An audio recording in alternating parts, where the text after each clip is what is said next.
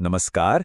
आज हम पुराने नियम की सबसे छोटी लेकिन शायद सबसे दमदार किताबों में से एक को समझने वाले हैं। देखिए, इसमें सिर्फ 21 आयतें हैं, लेकिन इन छोटी-छोटी आयतों में विश्वासघात, घमंड और ऐसे न्याय की एक जबरदस्त कहानी छुपी है जिसकी गूंज सदियों तक सुनाई देती है। जरा सोचिए कि किसी की जिंदगी का सबसे बुरा दिन हो और उसी दिन उसका अपना ही परिवार उसकी बर्बादी पर जश्न मना रहा हो। बस यही वो गहरा भावनात्मक जख्म है जो ओबद्या की इस किताब के केंद्र में है। ये कोई अजनबियों की लड़ाई नहीं, बल्कि दो भाई राष्ट्रों के बीच हुए एक बहुत बड़े धोखे की कहानी है। कहानी का समय है 586 ईसा पूर्व और जगह है यरूशलेम। उस वक्त की सुपर पावर यानी बेबीलोन की सेना ने शहर को घेर लिया है। शहर को जलाकर राख कर दिया गया है और उसके लोगों को बंदी बनाकर ले जाया जा रहा है। मतलब यहूदा राष्ट्र के लिए ये पूरी तरह से तबाही का मंजर था। और इस पूरी तबाही को जो बात और भी ज्यादा दर्दनाक बनाती है वो है खून का रिश्ता। देखिए, इज़राइल जो याकूब के वंशज थे और एदोम जो उसके जुड़वां भाई एसाव के वंशज थे, ये सिर्फ पड़ोसी नहीं थे, वे परिवार थे। एक ऐसा परिवार जिनका रिश्ता सदियों पुरानी कहानी और थोड़ी बहुत दुश्मनी में डूबा हुआ था। तो जब यरूशलेम जल रहा था तो भाई राष्ट्र एदोम ने क्या किया? वो सिर्फ चुपचाप खड़े होकर तमाशा नहीं देख रहे थे। नहीं, उन्होंने तो इस तबाही में बढ़ चढ़कर हिस्सा लिया। उन्होंने अपने भाई की तकलीफ का मजाक उड़ाया, शहर को लूटने में मदद की और यहां तक कि जो लोग अपनी जान बचाकर भाग रहे थे उन्हें पकड़कर दुश्मन के हवाले कर दिया। ये धोखे की इंतहा थी। और इसी भयानक नाइंसाफी के बीच एक आवाज उठती है। ये आवाज है ओबेद्या की, एक भविष्यद्वक्ता, जिसे इस विश्वासघात के खिलाफ एक बहुत ही शक्तिशाली संदेश देने के लिए चुना गया था।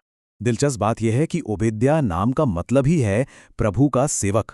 वो कोई राजा या जनरल बन के नहीं आता, बल्कि ईश्वर के एक दूत के रूप में आता है। और उसका मिशन दोहरा था। एक तरफ एदोम के गुनाहों का पर्दाफाश करना और दूसरी तरफ इज़राइल के लोगों को उम्मीद का एक पैगाम देना। यहां ओबद्याह के संदेश का सार है, तेरे भाई याकूब पर किए गए उपद्रव के कारण। ध्यान दीजिए, ये सिर्फ एक राजनीतिक या सैन्य अपराध नहीं था, ये एक नैतिक और पारिवारिक गुनाह था। और परमेश्वर का न्याय सीधा इसी विश्वासघात पर चोट करने वाला था। तो सवाल यह है कि एदोम ने ऐसा किया ही क्यों? ओबद्या बताते हैं कि इसकी जड़ में एक ही चीज थी, घमंड। एक ऐसा घमंड जो सीधे सीधे उनकी भौगोलिक स्थिति से पैदा हुआ था।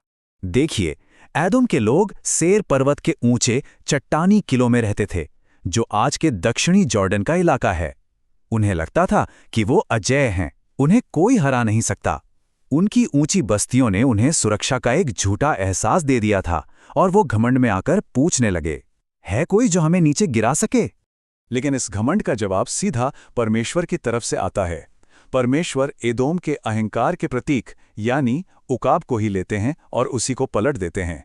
संदेश बिल्कुल साफ है, कोई भी ऊंचाई, कोई भी किला, कोई भी इंसानी ताकत परमेश्वर के न्याय से बड़ी नहीं है। तो एदोम का न्याय कैसा होगा? ओबद्या एक बहुत पुराने सिद्धांत का जिक्र करते हैं, लेक्स टैलियोनिस। सीधे शब्दों में कहें तो जैसा करोगे वैसा भरोगे। मतलब सजा ठीक वैसी ही होगी जैसा अपराध था। ये कोई अंधा बदला नहीं है, बल्कि एक संतुलित न्याय है। क्योंकि एदोम ने अपने भाई की तबाही देखी और उसमें हिस्सा लिया, इसलिए उनकी भी तबाही होगी। और ये हमें एक बहुत बड़े सवाल पर ले आता है, क्या ये भविष्यवाणी कभी सच हुई? क्या एदोम, वो घमंडी राष्ट्र जो खुद को अजेय समझता था, वाकई में नीचे लाया गया? इतिहास गवाह है, भविष्यवाणी के बाद अगली कई सदियों में एदोम धीरे धीरे लेकिन यकीनन इतिहास के पन्नों से मिटता चला गया। उन्हें उनकी चट्टानी जमीन से निकाल दिया गया, उनका जबरदस्त धर्म परिवर्तन कराया गया और आखिरकार 70 ईस्वी में जब यरूशलेम दूसरी बार तबाह हुआ तो उसके बाद एक अलग राष्ट्र के तौर पर उनका वजूद ही खत्म हो गया। भविष्यवाणी पूरी हो चुकी थी। लेकिन ओबद्या की किताब सिर्फ एदोम को मिली सजा पर खत्म नहीं होती। ये कहानी एक बड़े और ज्यादा उम्मीद भरे विजन की तरफ बढ़ती है, यानी पुनर्स्थापना और परमेश्वर के अंतिम राज्य की स्थापना। यहाँ एक बहुत जरूरी कॉन्सेप्ट आता है, प्रभु का दिन। ये सिर्फ तबाही का दिन नहीं है, इसके दो पहलू हैं। ये उन लोगों के लिए न्याय का दिन है जो घमंड और जुल्म करते हैं, लेकिन ये उन लोगों के लिए छुटकारे और बहाली का दिन भी है जिन पर जुल्म हुआ है।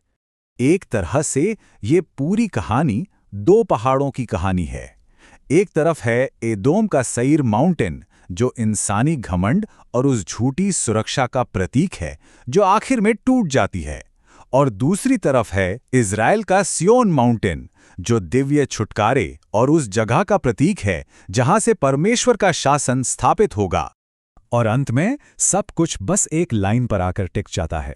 यही ओबेद्याह की भविष्यवाणी का आखिरी सच है। घमंड पर बने सभी इंसानी राज्य, जैसे एदोम का राज्य था, वो आखिरकार ढह जाएंगे। अंत में सिर्फ एक ही राज्य है जो हमेशा कायम रहेगा, परमेश्वर का राज्य। तो हम इस प्राचीन कहानी को यहीं छोड़ते हैं एक आखिरी सवाल के साथ। एक ऐसे भाई की कहानी जो अपने ही भाई के खिलाफ हो गया, और एक ऐसे न्याय की कहानी जो सदियों बाद पूरा हुआ। ये कहानी आज हमें जवाबदेही, घमंड के खतरों और इस विचार के बारे में क्या सिखाती है कि चाहे कितना भी वक्त लगे, अंत में न्याय होकर रहता है। ये एक ऐसा सवाल है जो आज भी उतना ही मौजू है जितना सदियों पहले था।